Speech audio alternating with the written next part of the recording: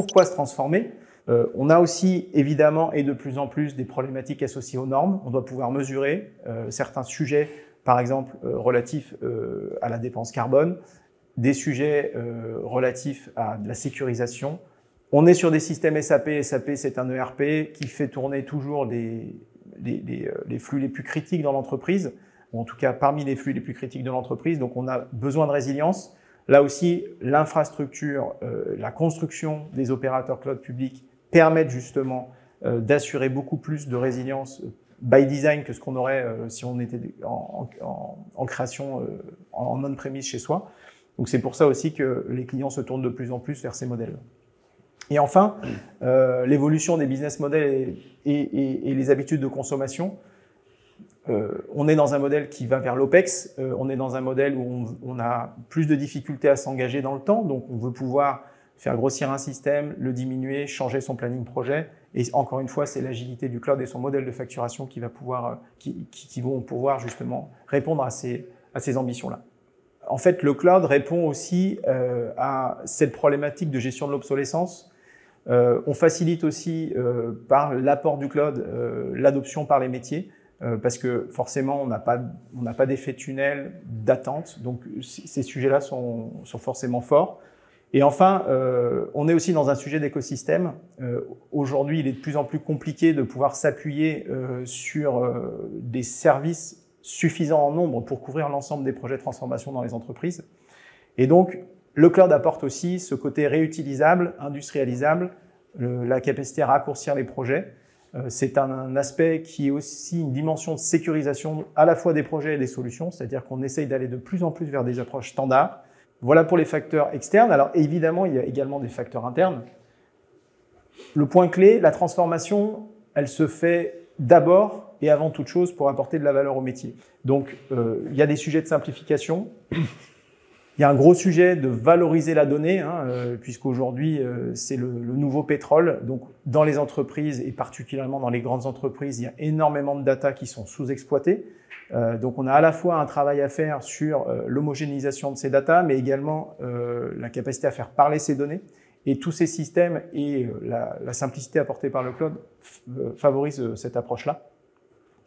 On doit pouvoir automatiser des processus à faible valeur ajoutée, parce que effectivement, on doit pouvoir aller plus vite, on doit pouvoir donner des tâches plus intelligentes à faire à l'humain. Et donc là, il y a des approches de robotisation qui sont intéressantes.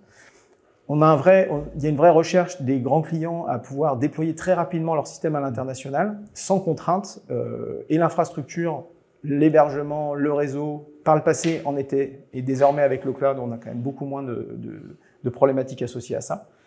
Et bien entendu, mettre en place un système dans le cloud, c'est se garantir une ouverture vers des solutions à consommer qui sont extrêmement intéressantes, sans faire de forts investissements et avec cette capacité de tester rapidement sans coût important, donc de faire des proof of concept, des proof of value.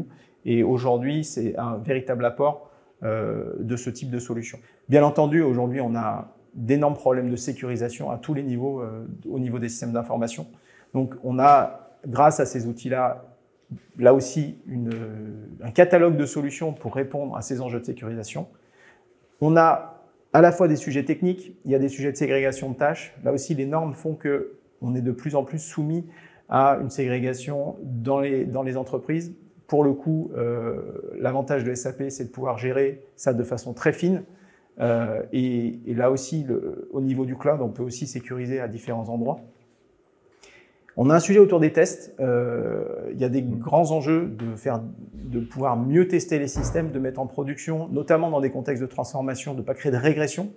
Donc, pouvoir tester correctement, tester de façon automatique pour ne pas pénaliser les gens, les faire travailler sur des choses très répétitives. Là aussi, il y a des enjeux d'automatisation sur ce sujet-là. Donc, à la fois dans la phase de transformation, mais également dans le cycle de vie de la solution. Et puis derrière, et c'est en lien, évidemment, l'idée c'est d'optimiser la gestion de son système d'information avec le fait de reprendre possession de son système d'information. On rencontre aujourd'hui énormément d'entreprises qui, au fil du temps, ont perdu le savoir dans des processus de métier, de ce qui fait souvent le sang de l'entreprise qui est le plus important dans sa différenciation marché. Et c'est l'occasion de se réapproprier ça, de le documenter et de capitaliser pour être en capacité aussi de diffuser ça plus largement au sein de l'entreprise. Donc, il y a une vraie approche de conduite du changement à opérer sur ces sujets-là. Le cloud va apporter également une très forte économie sur la maintenance du cycle de vie de la solution. Donc, faire des updates automatiques, faire de la sécurisation automatique, du patching. Tout ça, on bénéficie d'une expérience industrielle chez les grands acteurs du marché qu'on a plus de mal à opérer au sein d'une DSI forcément plus petite. Gérer la volumétrie croissante de la data et l'exploiter, comme on le disait tout à l'heure.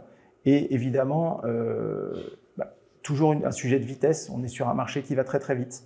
Il faut que les outils dans l'entreprise servent à la fois cette contrainte et aussi cette ambition de pouvoir aller plus vite. Donc effectivement, tous les enjeux que tu viens d'évoquer, on les retrouve nous, dans la vision que l'on propose au niveau de SAP. Notre ambition, c'est l'entreprise intelligente. Cette entreprise intelligente, c'est pouvoir donner la capacité à nos clients de fournir un ERP, une solution qui va permettre, vous le voyez, il y a 3 grands blocs ici, d'exécuter de manière efficiente et intelligente les processus. Si vous prenez le bloc vert, on est sur tous les aspects ERP. Donc une entreprise intelligente, elle sait exécuter, comme tu l'évoquais, des travaux et des processus de manière automatique. On va limiter les tâches redondantes, on va limiter les tâches à faible valeur, dans la mesure du possible. Une entreprise intelligente, elle sait travailler également en réseau, c'est-à-dire qu'on met à disposition des plateformes avec l'ensemble des partenaires stratégiques de l'entreprise, qu'ils soient des partenaires fournisseurs, qu'ils soient des partenaires logistiques, pour travailler de manière totalement dématérialisée sur des flux de bout en bout. Ça, c'est la partie ERP. Il y a un bloc bleu que vous voyez également, c'est la partie technologique, avec notre plateforme Business Technology Platform, où là, l'objectif, c'est de créer de l'intelligence sur différents aspects. Une entreprise intelligente, tu l'as évoqué plusieurs fois avec le pétrole actuel qui est la data, elle sait exploiter de la donnée. Il y a beaucoup de données aujourd'hui qui sont disponibles. Comment est-ce qu'on crée de l'intelligence? Comment on crée de l'insight avec? Un ERP, également, il fonctionne pas tout seul. Il faut l'intégrer avec les systèmes d'information du paysage de nos clients ou les systèmes d'information des partenaires. Donc là, on va traiter tous les cas d'extension et d'intégration.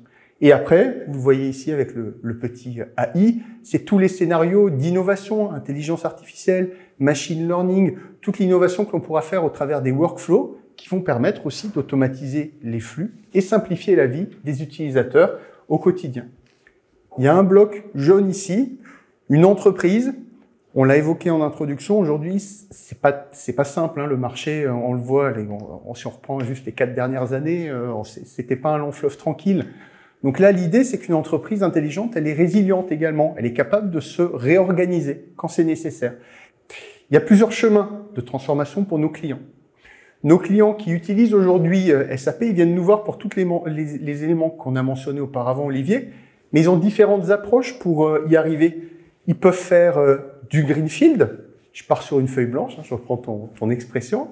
Ils partent sur du brownfield, c'est-à-dire qu'ils veulent capitaliser sur les investissements. Là, on n'est pas dans une stratégie de feuille blanche, on est dans une stratégie de je vais y aller à petits pas. Je repars de ce que j'ai capitalisé pendant 10 ans, 20 ans sur une solution SAP, c'est un investissement. Je recommence pas tout, je vais capitaliser dessus.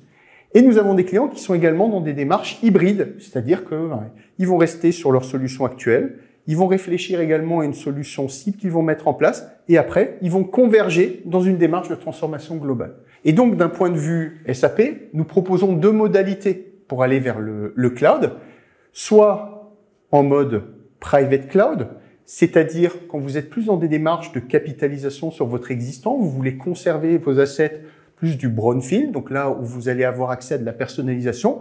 Sinon, on peut aller à gauche sur la partie public cloud, et là, on va plus sur des enjeux de standardisation, best practice, simplification des solutions.